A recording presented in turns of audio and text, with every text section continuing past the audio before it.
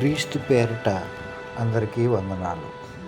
ముఖ్యంగా బైబిల్లో చెప్పబడినటువంటి భ్రమపరుచు ఆత్మల గురించి మనం 1 యోహాను 4వ అధ్యాయం 6వ వచనంలో ప్రభువు విపులంగా మనకు తెలియజెప్పాడు.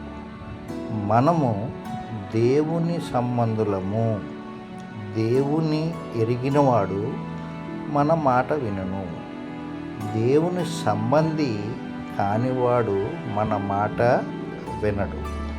ఇందువలన మనము సత్య స్వరూపమైన ఆత్మ ఏదో భ్రమపరచు ఆత్మ ఏదో తెలుసుకొనుచున్నాము.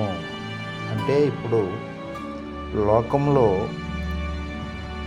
భ్రమపరుచు ఆత్మ అనేది ఒకటి ఉందని 1 యోహానులో యోహాను గారు చెప్తున్నటువంటి వాక్యం.